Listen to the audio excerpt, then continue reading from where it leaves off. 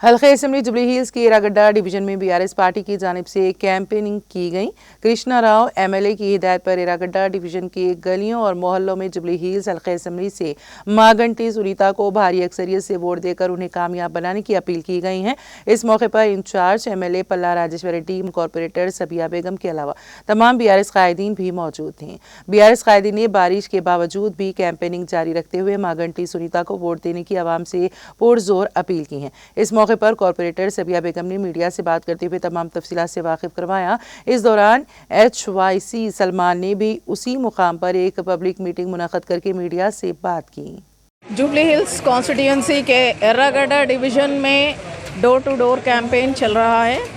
आज हम door to door कॉन्वेंसिंग किए हैं। जब हम डोर टू डोर जा रहे हैं तो तमाम लोग, यहाँ की आवाम काफ़ी खुश है और उन लोग बता रहे हैं कि हम, क्योंकि गोपीनाथ साहब इतने डेवलपमेंट करे हैं, बीआरएस पार्टी के आने के बाद 3 टाइम वो एमएलए बने, एक हैट्रिक जीत पब्लिक ने उन्हें दी थी, उसके तहत उन्होंने कई डेवलपमेंट के वर्क्स करे हैं।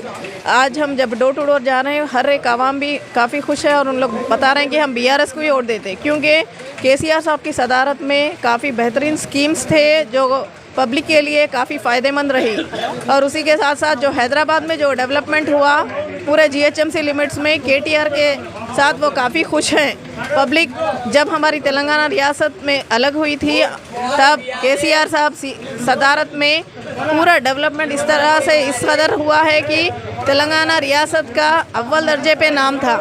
आज 2 साल हुआ कांग्रेस की हुकूमत आई, कई झूठे वायदे किए, 420 हामियाँ दिए, 6 गारंटियाँ दिए, पर कौन सी भी गारंटी अमल में नहीं है। आज आप लोग देख रहे हैं सिवाय फ्री बस के कुछ भी आज गारंटीज़ में कौन सी भी गारंटी अमल में नहीं है। फ्री बस जो कि लेडीज़ के लिए फ्री है, लेकिन जेंट्स से डबल वसूल किया जा रहा है। और बच्चों के लिए जो पास होल्डर्स हैं उन लोगों को भी काफ़ी चार्जेस बढ़ा दिए गए हैं। आज तमाम आवाम कांग्रेस से नाखुश है और जो हामी उन लोग दिए हैं वो पूरे ना करने की वजह से पब्लिक पूरी परेशान है।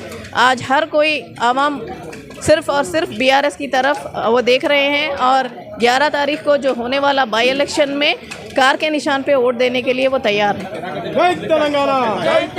पब्लिक का रिस्पॉन्स बेहतरीन है। जब हम जा रहे हैं तो हर कोई वही बता रहे हैं कि आप बोलने की ज़रूरत नहीं है, हम बेशक केसीआर को वोट देंगे, कार के निशान पे वोट डालेंगे। हम ये साजिश को नाकाम करेंगे और लाएंगे एक ऐसे दिन जो हमारे जो कोई टिल्लू के हवाले क्यों कर रहे भाई तुम?